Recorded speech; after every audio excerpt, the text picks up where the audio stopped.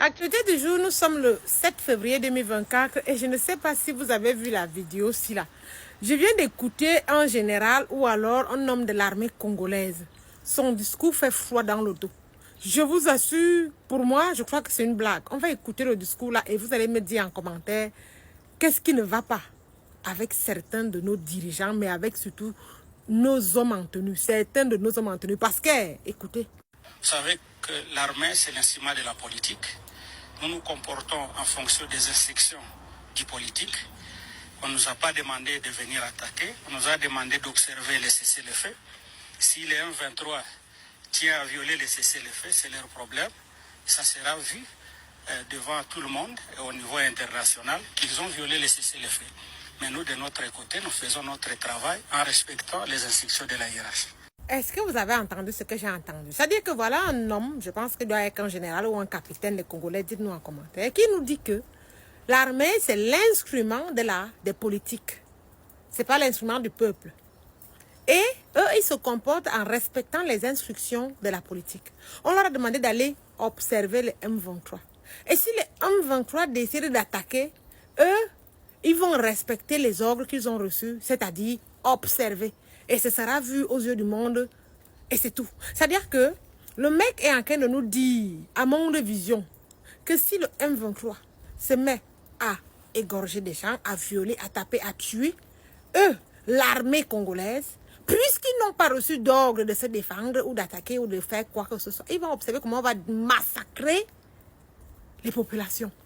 Et le monde entier le verra et puis c'est tout. Donc, comment vous m'expliquez qu'une armée peut tenir ce genre de discours? C'est-à-dire que vous êtes en train de nous dire que vous observez le massacre de vos populations sans rien faire. Je ne sais pas ce que les frères congolais attendent. Mais vous devez bouger, vous devez renverser le gouvernement là. Parce que ce gouvernement là en train de dire qu'il va observer comment on va vous massacrer tous jusqu'au dernier. Je ne sais pas, mais moi ça c'est ça me glace. Et il y a un frère congolais hier dans le live qui nous a dit que de la même façon, mon chéri Coucou Ibrahim Traoré avait dit que l'armée burkinabé n'avait pas plus de 200 Kalachnikov, encore qui prêtait même les armements à d'autres États pour combattre les terroristes. De la même façon, l'armée congolaise n'a pas d'armes. Parfois, ils sont à 22 et il y a seulement 6 armes et 6 parapluies pour aller combattre le M23. Mais, récemment, on apprend que le salaire des députés ou je ne sais pas de trop quoi là, a été augmenté de 21 000 $. Donc, vous êtes incapable d'acheter les armes létales à l'Irak, à l'Iran, à la Turquie, à la Corée du Nord ou bien à la Russie, mais vous êtes capable d'augmenter les salaires de 21 milliards. Pardon les Congolais, c'est ce qui dit le problème. Il ne faut même plus réfléchir les midi à 14h. Il faut un patriote au Congo, quelqu'un qui va monter là. Décidez d'acheter parce que déjà les baguettiens ne vous vendront jamais des armes létales. Ils ne vont pas vous vendre. De la même façon, ils ont refusé au Mali, au Burkina, au Niger d'acheter des armes pour se défendre. De la même façon, ils vous mettent l'interdiction de le faire parce qu'ils vont vous dire que oui, si on vous vend les armes, les rebelles vont prendre. Mais les rebelles, en quel temps, sont armés jusqu'aux oreilles. Pardon les gars, moi la fin c'est là, non, je suis KO. Pardon, que Lumumba revienne. Qui se multiplie, seulement il se réincarne. Parce que là où c'est là, non. Non, papa, c'est l'heure de revenir. Pour revenir, parce que là, ce que j'entends là. Hey. Et en ce temps, je ne sais pas si vous êtes au courant. Hein. La fille de M. Tshisekedi, je sais, c'est un coup bas que je suis en train de faire là. Ses nudes sont dehors. Hein. C'est-à-dire qu'elle-même, elle a décidé de se filmer. Parce que dans la vidéo, elle est dans sa chambre de fille de président. Elle se filme tout, en caleçon. Et elle balance dans WhatsApp.